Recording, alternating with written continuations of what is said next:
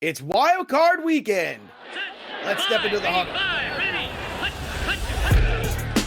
You're listening to the PreSnap Podcast, brought to you by LineStar app, the top-rated DFS tool set and #1 companion for DraftKings, FanDuel, and Yahoo Daily Fantasy. Go LineStar Premium now at LineStarApp.com. Now here are your hosts, fantasy football experts Joe Pisapia and Scott Bogman.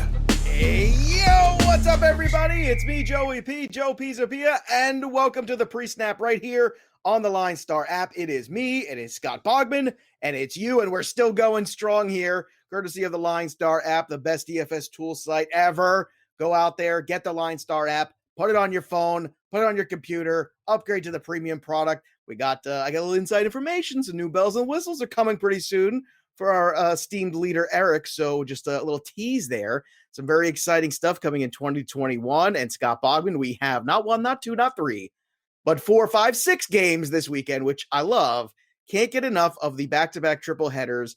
I love this new format. I think it's terrific. I want it all the time. I'm a big fan. More playoffs, more football. Yes, please. It is a pants-off watch football weekend. I'm very excited for it. It is a lounge around all day Saturday, all day Sunday, and just watch the football. And I got to wait till the end of the weekend to watch my game. So it's true. I'm going to be having a fun aneurysm on Sunday night. Well, that is kind of torturous, like to be at the very tail end. Yeah. Doesn't he play for the East-West game? I thought he was in that. Wasn't he one of the key appeal guys? Oh, goodness gracious. But look, we're going to take you through all the games here. Go through the players are important, talk about the strategy and how to approach it, because you've got the Saturday slate, you got the Sunday slate, you got the all weekend slate to choose from and figure things out here. So let's start here with Indianapolis and Buffalo. Now, look, Josh Allen's played fantastic football over the last 6-7 weeks or so. I mean, he is right up there at the top in all the quarterback categories. And in terms of quarterbacks to pay up for, especially on Saturday, he, to me, despite the fact of you have this tough matchup against Indianapolis on paper, I've looked at some of the other quarterbacks recently, and they're putting up some yardage on that D. It's a good defense with good players, but they do give up some points. So for me, I think that Josh Allen is actually worth paying up for a quarterback. I'm slightly concerned about Tom Brady and Chase Young. I just am. I've seen enough Tom Brady to know great defensive lines can give him all kinds of problems. And in terms of the quarterback play with Seattle and the Rams, I think that's questionable. So I'm in the mode where I'm actually okay paying up for Josh Allen, and I think you can find ways to do it. Now, before we even get to it, his price is $9,750, excuse me. So do you think that Josh Allen is worth paying up for, or are you concerned with his matchup against Indy? Oh, I'm not concerned about it at all, Joe, to be honest with you. I maybe I should be, but you just mentioned the alternatives. It's Brady, it's Trubisky. Brady would be the other option that you could realistically take. Russell Wilson is backed in. The defense has been carrying Seattle, and Jared Goff, even if he plays, he's not at 100% right now. And I'm not going with Wolford in a playoff matchup against Seattle. So I think it's Josh Allen or bust, especially in the Saturday only slate. So yeah, and then again, we can have this grand discussion after we do Sunday too and look at the whole weekend. But right now, just looking on Saturday, I like Allen. Now, Diggs is dealing with an oblique injury, which is a little concerning. So you might want to differentiate a little bit there because of that. Now, John Brown just came back.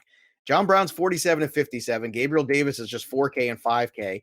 And you had Isaiah McKenzie, who looked awesome. He's a free square on DK at 33, 49 on FanDuel. So if you want to go with Allen, there's some cheaper wide receivers you could pair up with him and actually make this work that aren't named Stephon Diggs if indeed you are concerned with the injury. And I got to tell you, oblique injuries can be very tricky things, clearly more for baseball players, but it can't be a great thing for a wide receiver either. So I'm not saying like I'm fading away from Diggs, but I think that it's at least smart to maybe look at take some flyers with these other guys. And if so, who sticks out for you in this group?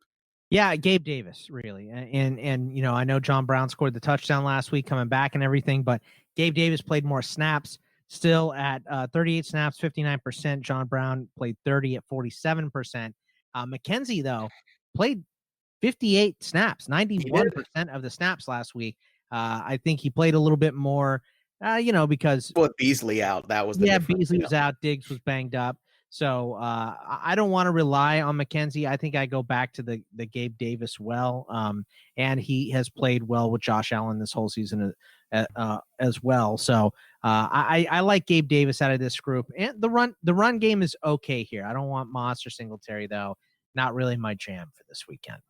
All right, and then of course on the other side of this, you got Rivers and Taylor, and Rivers is a guy that we have a certain times paid for, and then we've actually done pretty well with Rivers. There was a little run there, but I don't know. For me, I'm just kind of fading away from the Indianapolis Colts. I'm not against Jonathan Taylor, but I feel like that's a tough buy on a Saturday slate of Taylor and Josh Allen. If I'm going to pick Josh Allen just because he controls his own fantasy points so much. Taylor at 88 and 79. There's no doubt he's been on a phenomenal run to end the season there, but do you want to make a case to paying for Taylor and putting him in there, or do you want to go for Pascal, who has had a couple touchdowns late, or T.Y. Hilton, who, although has gotten quiet lately, did have a good run and certainly looks healthier? Well, I mean, as far as a weather standpoint, too, Jonathan Taylor might be the most equipped going into this game, right? I mean, running back who played at Wisconsin for 3 seasons. So it's not going to be, it's not going to be terrible, horrible weather, but it is going to be 29 degrees in Buffalo in a dome team, specifically with the quarterback also coming from a West Coast, very temperate city before in LA and then San Diego before that. I think Jonathan Taylor is a decent buy. I know he's a little nicked up with the shoulder injury, but they're going to need to lean on him to beat Buffalo, because what you have to do right now is you got to run the ball to keep it out of Josh Allen's hands. So I'm actually okay with Jonathan Taylor this weekend. Yeah. All right. Let's move on to the next one here. The Rams, obviously, still a question mark as of the time we're recording this show. So I'm not going to go with Wolford. No. I wouldn't go with Goff anyway. So to be honest with you, I'm kind of out just typically on the Rams offense, especially because the Seattle defense has been good. Now, that being said, if I get Wolford or a hurt Jared Goff, I have to seriously consider rolling yet again. This will be like 4 weeks in a row for me with the Seattle defense, who's 2,700 on DK. What? 3,600? I mean, that's 5 of the week. Right? Am I drunk here or what? Like, I don't understand. Like, how can we not acknowledge the consistent point totals that they're putting up? You sound like Jerry Seinfeld there for a second. Why are you not getting more respect? Do you not like Jamal Adams? What's wrong with Jamal Adams? Everybody likes Jamal. Carlos Dunlap, he's great. Yeah, I think the best buy of the week is the Seattle defense. You're either going up against, we've already said it 2-3 times in this show, not 100% Jared Goff or John Wolford in his second start ever in his career in a playoff game. So Seattle defense for me is the easiest buy out of these games. I'm with you as far as investing on this Rams offense. I would say the one guy, if you're going to buy someone from this team, would be Robert Woods. I think he can perform regardless, COVID or Cup coming right off that COVID list. I almost said COVID coming off that Cup list. But yeah, man, I think that Seattle's defense is the best thing to buy here. I don't know, man. DK Metcalf, are you in this week or are you out? Jalen Ramsey's a tough matchup. He was better in the second game. It is a tough matchup, but I feel like, it's funny because I wasn't one of the giant Tyler Lockett games against the Rams, if memory serves. And I think that's one of those things where maybe that's the thing, because they're both the same price. See, this is the nice thing. If you're playing multi-entry, and I assume most people are this weekend, considering, it's not a lot of other things to do, right? You play a couple multi-entries, then you can take shots. You have your Lockett lineup, you have your Metcalf lineup. They're the same price. 69 and 68 for Lockett, 67 and 69 for Metcalf. So you're gold. You're right in there. Leave yourself a $100 to $200 buffer, and you're gold. So I think that's to be the smarter approach. And in fact, what a lovely thing to be able to do is get Josh Allen, one of the Bills receivers, and then get one of these two Seattle guys, because whether you want to play against the matchup and with Tyler Lockett, or whether you want to play a contrarian with DK Metcalf with the tougher matchup, I think both of them have merit. I guess I would put it that way. It kind of feels that way. Yeah, I'm with you on that. I'll definitely, specifically because they are the same price, definitely do one lineup with one lineup with the other for sure. Yeah, I think that's definitely the way to go. All right, now the last one we've got here, of course, Tampa and Washington. Now, This is fascinating. This is, to me, a very big 4 outcome game. And I know that's shocking because you look at the line and people in Tampa so favored, but something about Washington, they just, they just show up and they show up and they play defense. And that is a scary thought. The other thing, and I want to start with Washington this game, is the one thing you can't run against Tampa, but you can throw the ball to running backs against them. They are terrible against running backs catching the ball out of the backfield this year. And that's all Alex Smith likes to do is check down and throw to JD McKissic all day long. So that's a really good combination. If you are going to go the other end of the spectrum in terms of quarterback and you want to get real cheap here, it's kind of interesting to toy around with Alex Smith and then just go pay up for everything else. Or if you're playing in one of the super flex contests as your second quarterback, kind of interesting there. But regardless, JD McKissic at 48 and 54 is somebody that I would have my eye on very strongly in this game.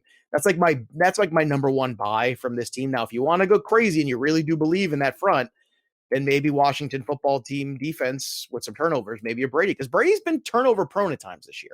I know he's had a good run, but he's faced some lesser opponents lately. 2,400 for the football team on DK, 37 on FanDuel. And then, of course, Logan Thomas, who, look, it's not a lot of great tight ends here.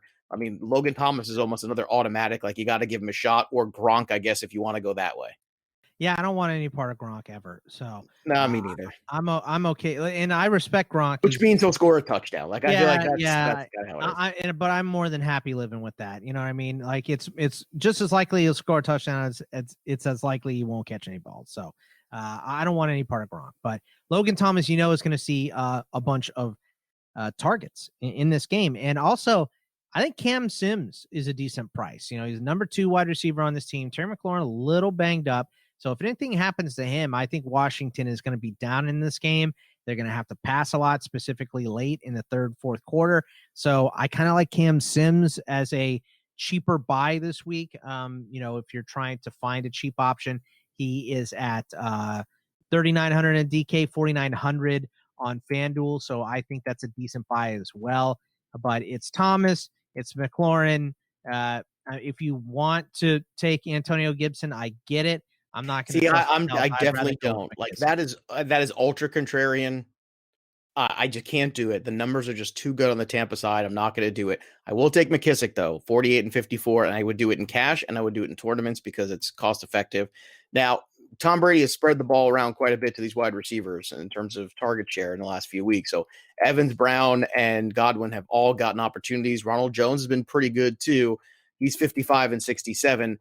I think it's very, very important for them to come out and establish the run right away, because if they don't, that's going to be a bad scene for Tom Brady. So if Ronald Jones doesn't get a lot of carries in that first quarter, I'm telling you right now, it's going to be a long day. The question is whether or not you want to commit to them committing to Ronald Jones, which is always a problem. It's been better recently since the loss in the bye week for them. They've kind of come back, and even when Jones was hurt, they came back to him again. I think it's safe to go in the water with him at 55 and 67. I'm actually okay with this. And then in terms of the wide receivers, I don't know if you've got a favorite in this group in terms of matchup, but how would you play this grouping here with Godwin, with Evans, and Brown? Do you just play for the touchdown with Evans, or are you worried about his health? No, I'm worried about Evans. I don't want any part of him this week. That injury that he had looked nasty. I did not want any part of that. So I'm going to be in favor of Chris Godwin. I feel like Chris Godwin is finally getting healthy, and he looked great last week. I think he's going to look good this week too. I'm also not against buying Antonio Brown this week. Looks like him and Tom Brady have finally established that connection. And, Tom got his bonus last week and everything. Sure did. So, Where's my bonus? Where's my bonus, right, Tom Brady? I'll catch a ball from you for, $250,000 or whatever you get. Right.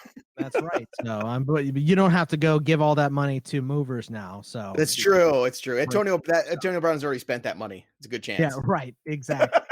So I like AB at 6,100, but I think Chris Godwin is 78 and 7,000 on FanDuel and DK respectively. I think that's a decent buy as well. Here's what I would do. Godwin in cash, because I do just believe the safe floor of Godwin with Brady is very good. Yeah. And then I would do Brown in tournaments because he's cheaper by 1,000. That's fair. Yeah. Or 500 to 1,000 depending on the site. So like you're not getting into the run game as you are. I just think it's necessary. It's necessary to establish because you want to wear out Chase Young and Montez Sweat. But you might get that, look, we're going to keep going to it, but it's running into a brick wall. You know what I mean? But you know what? You almost have to. 28 Like, yards. you almost have to do the 2 yards in a cloud of dust thing just to keep them honest, just to wear them out. Because if you don't, by the time you get to the third and fourth quarter, it's your linemen that are going to be really tired. And then, you got to take some air to that bubble. And those are some young boys too. Sweat and Young are just that. They're young. And they got a lot of energy. That's dangerous. I did like what Bruce Arians said, though. I'm not what you wish for. Yeah, be careful what you wish for, because come on, the guy doesn't have 6 rings for nothing here. He does, absolutely, but come on, me. I've been watching Tom Brady since Michigan, man. I'm an old fart here, and I'm telling you, you put him on his back, and that's it. And but I think the most successful way to pressure Brady is up the middle, move him off his spot, and they got a lot of pressure in Washington. Up the middle is not their best. On the edge is the best. That's true. I think Brady's going to be able to step up and be fine here. I think the other thing to consider too is when you're looking at this whole Chase Young thing. I mean, the guy was literally saying these things and skipping off the field in joy. Like, Chase Young's just excited. Yeah, of course. I think people who took this stuff way too personal, like, dude, the guy's skipping. How do you take anything a guy says skipping seriously? Before the game, Yeah. Now, if Washington wins, we all know there won't be a handshake after the game from Brady. No. But I mean, let me tell you, if he loses and he doesn't shake Alex Smith's hand, I might take my Tom Brady poster down. I might just do it. That man almost lost his life playing football. You go shake that man's hand. Yeah, you shake Alex Smith's hand. The guy came back from his leg almost fell off. You shake Alex Smith's hand. You want to shake Jared Goff? You would not care. You want to shake Jared Goff's hand? Fine. He's probably got one of those weird limp handshakes, especially now with the thumb all dislocated. It's probably all gross and weird. It's all clammy. But whatever. All right. Everybody knows broke thumbs or clammy thumbs. Don't shake his hand. He might have COVID, Tom. All right. I wouldn't shake Nick Foles' hand either. He's been on so many teams. God knows where he's been. Tucson. All right. All right. Let's move on to Sunday. All right. So that's your Saturday slate. So basically just to sum up, go cheap on one end with quarterback with Alex Smith if you want to get wackadoo. If you don't, then I think you go pay up for Josh Allen. I just think it's the best thing to do across the board. As far as running backs, it is tough out there. It's tough sledding on that Saturday slate for running backs. So I still like Ronald Jones and McKissick. Do you want to make it a case for Carson or anybody else, or you want to pay up for Taylor? I mean, you can pay up for Taylor simply because Taylor. Yeah, there is paying for Taylor and Allen. Those are the two big tickets because you're getting a discount on DK, you're getting a discount on Lockett, you're getting a discount on most of the Buffalo wide receivers. So I think there's a lot of room for wiggling around there with that. So don't overthink it. And for God's sakes, listen, just go with that Seattle defense, please. Let's just. Yes. Yeah. That's my favorite buy So good. I'm okay with McKissick. I'm also okay with Gibson and attorney play just because we've seen super contrarian, but he's been good. I know. And he can catch the ball too. And it's not something that we've seen him do, but I think if he's going to be back this week, they need to design some passes to him because you just got to get the ball in his hands. He's electric. All right, let's move on to Sunday here. Baltimore, Tennessee. Hello. This is the game. This is the one. Get all your money out. So if you're playing the all weekend slate, this is where you want to focus. There.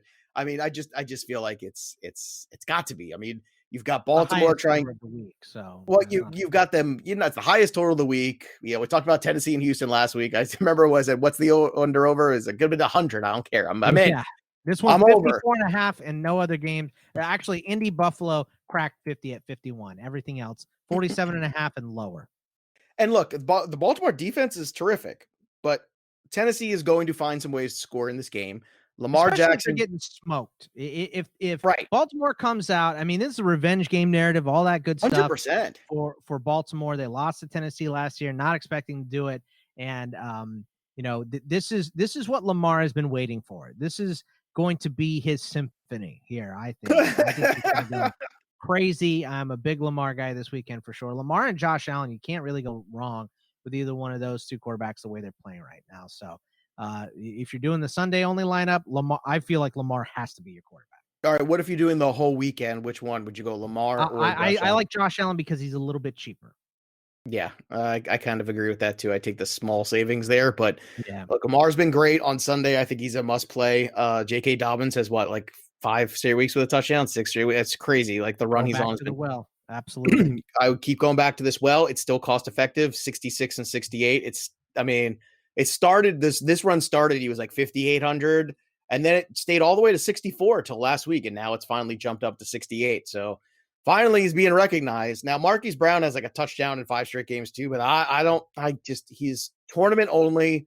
He's gonna drive you crazy. Well, I'm sorry. Hold on. Back up. Marquise Why Brown? Are you so look, he's a Raven and a Sooner. I should hate him on this show. Not you. Because when I watch him quit on routes. I watch him one-hand balls over the middle that he should catch with 2 hands. I watch him basically score touchdowns when the defense makes a mistake. It's like watching a bad hitter who hits home runs on mistake. Tennessee's defense this year, though. Yeah, I know. It's a tournament play. Don't play it in cash, because one of these games, I'm telling you, it's going to bite you in the rear, and I don't know when it's coming, but winter is coming for Marquise Brown. It can come at any point, and I would not be shocked. So I'm absolutely with you on that. Like, we know what Marquise Brown is. He's he's Deshaun Jackson reborn. He's a hit or miss player for sure. He's not as good of a wide receiver as Deshaun. I'm sorry, he is not. Not yet. That's an insult to Deshaun Jackson. You're right stylistically, but not in talent. No way, no how. I think he could be, but they also don't design plays for him. They want to run the ball 8 million times every single game. Well, it's working. Recently, though, he's been getting the ball because they've been designing plays for him. So I think that's going to be more engaged Marquise Brown. So I'm actually okay. I'm not going to poo-poo him like Joe does. So I'm okay with Marquise Brown this week. Oh, since week 12, Ryan Tannehill has 11 passing touchdowns and 6 rushing touchdowns. I just want to throw that out there. Kind of is crazy. Kind of a fun stat, right? Yeah, he's just been insane. He keeps running in and then doing the flip into the end zone too, like with the ball. I feel like Baltimore gets up in this game, and then Tennessee tries to come back late, and that's where you get all your points from the AJ Browns, Ryan Tannehill, Corey Davis, Jonnu Smiths, all those guys. So. Now, the one guy you didn't mention is Derrick Henry. So because that's the game script in your mind for this game, do you fade away from Henry at 10-2 and 9-2? Because that's a lot. I mean, we love Derrick Henry here, but it's tough. Well, you have limited options here. You're not going to take anyone from Pittsburgh, obviously. Chicago and New Orleans. You could go. Oh, I'm taking Montgomery. I'm good with Montgomery. Montgomery's fine too, but who? Okay, so who's your? I second got Montgomery. guy? I got Dobbins. I could pair those guys together. Yeah, I guess there are some more options that I'm giving credit to, but Derrick Henry to me better than Saturday. Saturday's a kind of a wasteland at running back, I think. Well, I don't want Chubb necessarily because I don't want. That's fair. No, I understand, but I mean.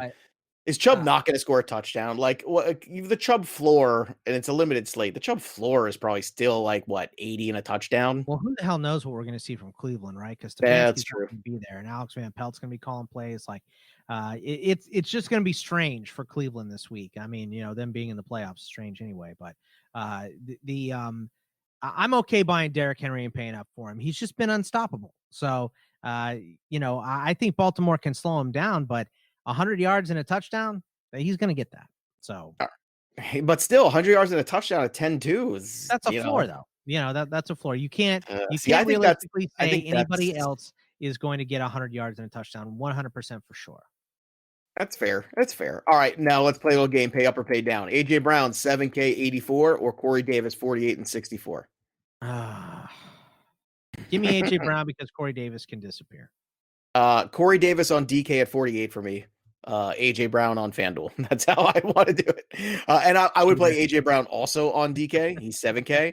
But Corey Davis at 48 on the DK lineup, you're crazy not to take a shot in a tournament with him because he does have those boom games. And if you can get that boom game at that price, that does allow you to get feel like Davis and Henry is the combination there. That allows I tell people to start Corey Davis, he will catch 0 footballs every single time. So that's why I'm just going to be anti Corey Davis until this year is over. We'll review Corey Davis in 2021 for Bogman, but until then, no thanks. Ryan Tannehill's at 82 and 66. If you're playing the entire weekend, would you go with Tannehill in the middle? Lamar. No, just pay up for Lamar. Just pay up for Lamar. Okay, yeah. Or Josh Allen still. Okay, or Josh Allen. Yeah, one of those two for the whole weekend, but on Sunday only, just pay up for Lamar. Yeah, I'm kind of in the same mind, especially with Tennessee's defense has been, which is not good. Not good. Trubisky and the Bears are playing with house money here. 5,300 and 6,900 for Trubisky. Montgomery, 69 to 84. Reasonable for Montgomery. Very reasonable. Allen Robinson, reasonable. 7,265. I mean, this trio has been incredibly productive. You want to throw darts at Jimmy Graham and Cole Kmet? Have at it. But I mean, this magical trio of Trubisky, Robinson, and Montgomery's been pretty good. And you know what's funny? Like, the cornerbacks are unimpressive to me with the New Orleans Saints. They just are. I mean, Lattimore has good games against Mike Evans, and everybody else, he looks pedestrian. I'm just kind of, I'm over that. So I think this is the sneaky play, I think, of the weekend, where the Bears would not shock me if they kind of said, hey, you know what? Nobody thinks we should be here anyway. Let's just go for it. And they actually put up some points. I don't think they're going to win, but I think they could actually have a decent return on investment, because I think that New Orleans is still trying to figure things out. I mean, they're getting Michael Thomas back, but like they oddly seem like a work in progress still to me. Yeah, I mean, I'm not gonna sit here and say that the Bears are gonna win this game. I don't think that happens, but I think they can cover. And like you said, they've been playing strong the whole year. I really like the wideouts for Chicago in this game. You know, you already mentioned Allen Robinson.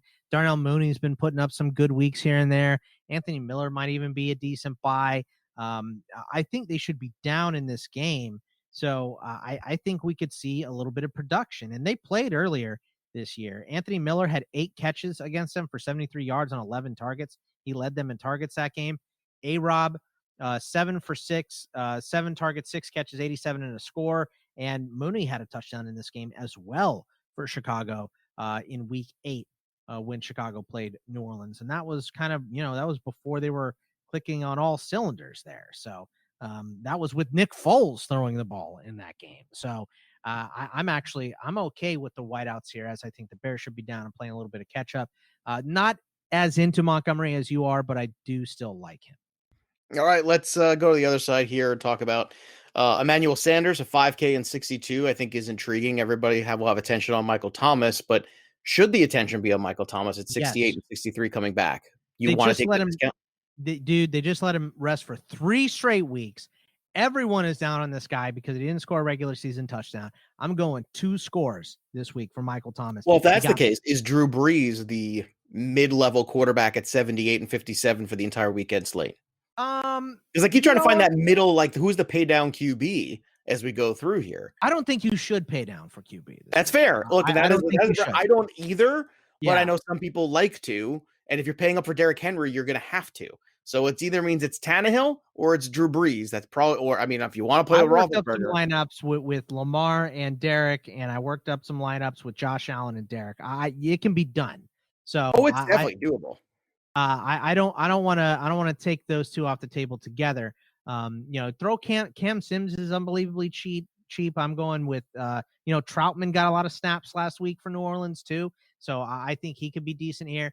But yeah, I mean, I think this is a Michael Thomas breakout game. You rested him for 3 weeks, back at practice. I think he's ready to rock. So I'm definitely taking Michael Thomas on a shut everybody up game in the playoffs. Ooh. All right, well, Alvin Kamara time, 9,000 for him, 8,500 on DK, 9 on FanDuel. Is Alvin Kamara a piece worth paying up for in this game, or because you like Michael Thomas so much, you want to fade away from that and just pick a side?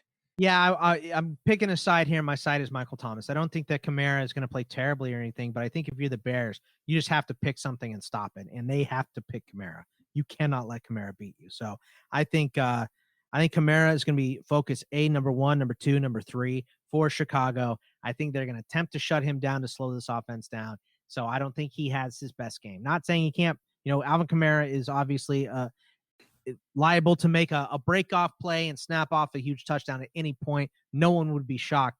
But, Chicago's defense, which hasn't been as good as it was early in the season, but is still a pretty decent defense. So I expect Kamara to be kind of middling this week. All right, let's get to your Pittsburgh Steelers hosting the Cleveland Browns again. Fingers crossed that everybody makes it here in the Cleveland game. Baker Mayfield's at 54 and 67. I gotta say, I feel like the air's out of the Cleveland balloon a little bit. I don't think they've been the same team since that game with Baltimore. I think that game with Baltimore, it took a lot of juice out of them. And sometimes that happens. You play that game and the loser of that game doesn't recover, and Baltimore's rolled ever since. And I feel like they've been scrambling ever since. And the COVID issues certainly don't help the case. But for me, I feel like this is where the Steelers defense shows up. Look, Higgins is intriguing at 41 and 55. Landry is cost effective at 58 and 66. I get all that. Nick Chubb is only 7,700. I mean, geez, that's so tempting because it's so far down there that are you tempted just to take the discount on the floor of Chubb? I am. Of course, you have to be. Look, the Steelers give up huge plays. Well, this too. is why you don't have to take Kamara, because you could take Chubb, I feel like, and kind of be in the same universe. Right. And the Steelers love to give up gigantic plays, and Nick Chubb loves to. I mean, last week he ran for a 52-yard touchdown. So that notwithstanding, I'm trying not to invest in the Cleveland offense without their play caller. Stefanski's not going to be there. It's going to be Alex Van Pelt calling plays. I'm not sitting here telling you that Alex Van Pelt is not going to put together a winning game plan. I could absolutely see Cleveland beating Pittsburgh. It would not shock me as a Steelers fan at all. Steelers backed into the playoffs. They're not playing great football right now. But I'll say, with a lot of Pittsburgh players getting a rest last week and getting rejuvenated and playing at home this week, I don't want to start too many Cleveland players. I'm definitely not stacking Cleveland. I think Chubb is the guy, and that's about it. I don't want to mess with anything else there. Steelers are expensive defensively too. 4,836. I mean, it's tough because you know what? I would rather just pay for Chicago's defense and see what they can do. Because they're cheap. They're like 3,700 on FanDuel or something like that. Yeah, I think I would go there. We know that if you're playing the whole weekend, Seattle's your defense. If you do anything else, you're kind of crazy. I don't know why you would. So stick with Seattle for sure. Seattle all weekend, Seattle Saturday, Sunday only is tougher. I think Chicago's not. I mean, look, I think Baltimore will create a turnover or two probably, but they got to get a pick six, because we know Tennessee's going to score even if they're down. They're either going to play point for point, or they're going to come back from being down and they're going to score. So I'm not going to pay up for Pittsburgh's defense, even though I did just say, I don't know how Cleveland's offense is going to be. Well, that was why I was asking. It's like I'm thinking the same thing you are, but it's really expensive to find out the answer. It's really not about not liking the Steelers defense. I do, but it's about saving money for me. Yeah, so I want Chicago's defense just to see if they can make a play or something. Eddie Jackson gets a ball in his hands. He's taking it to the house. So I would go with, I love the wide receivers in this game. Obviously, you want no part of the run game for Pittsburgh at all. It's been miserable the whole year. Did you see that stat that Derrick Henry has more yards after contact rushing than the Steelers and Texans had all season? Jesus, that's amazing. 1,400 and something rushing yards after contact. Wow. And that's more than Pittsburgh. So you don't want any part. You don't want any part of the run game. No James Conner, blah, blah, blah. Deontay Johnson, I love, 62 and 7,000. Just obviously he's Roethlisberger's number one target when he's out there. Well, the target volume for Deontay Johnson is just off the chain. Like if you don't have him as a lock in your DK lineup, you're nuts. Like, because the floor of points is so good at 6,200, and it's like a decent salary. It's not absurd. It's actually quite fair, I think. But he does have touchdown upside. Juju's like in the middle. And I think that's my problem with Juju. It's like, I'd rather get the volume with Deontay Johnson and maybe I get the touchdown than just kind of hope and wish that Juju has. And not that I would rank them Johnson, Schuster, Claypool if I had to rank them this week. Yeah. But Johnson, to me, especially on DraftKings specifically, is the best of the buys for me. Yeah, I'm absolutely with you on that. So I don't want any other part of the Steelers offense. I don't like Ebron, and he's been banged up. Not a big Vance McDonald guy. None of the run game. So I think it's the wide receivers you can buy, and I would rank them the same way you do, Joe. I'd go Deontay, Juju, Claypool. All right, let's have a little fun here. Is there anybody in mind for you of like the dart throw? Because when you have these shorter slates, there's always like that one guy who scores a touchdown. I know I've got one, and it's David Moore, because we all know David Moore could catch one ball for 80 yards and a touchdown, and it's like, there it is. There's David Moore. Like, that's the guy that I would circle and maybe throw or like, let's put David Moore free square in a lineup on DK and see what happens there. I think, you're going to have to do one or two of those kind of things to really make a big change. So how about you? Is there anyone for you? I think I said my two earlier, Gabe Davis with Buffalo, just him and getting in the end zone are quite the pair. So I do like him. He should see hopefully a decent amount of snaps here, especially if Diggs is hurt. He'll see a ton of snaps. And then Troutman getting more involved in this passing offense every single week with New Orleans. And the dude can catch the ball. He may not be a great blocker, but he can absolutely snag a football. So I could see him getting in the end zone as well. There you have it. There's your Saturday. There's your Sunday. There's your whole weekend, pants free, watching football and hanging out and playing a little DFS with us. So again, you can follow us on the Twitter machine at LineStar app, at LineStar NFL, at Bogman Sports, at Joe Pisa PS17. And don't just think that we're done here, because we're not, because hopefully On Deck will be back again before you know it for a little baseball. So go, and wherever you listen to your podcasts, go subscribe now to the On Deck podcast for DFS baseball. That'll do it for me and Boggs. Enjoy your wild card weekend. We hope it's wild for you and a lot of fun. There's nothing left to do now except don't sit, win. You've been listening to the PreSnap Podcast, brought to you by LineStar. Hit subscribe, drop a review, tell a friend, and stay tuned for the next episode from fantasy football experts Joe Pisapia and Scott Bogman.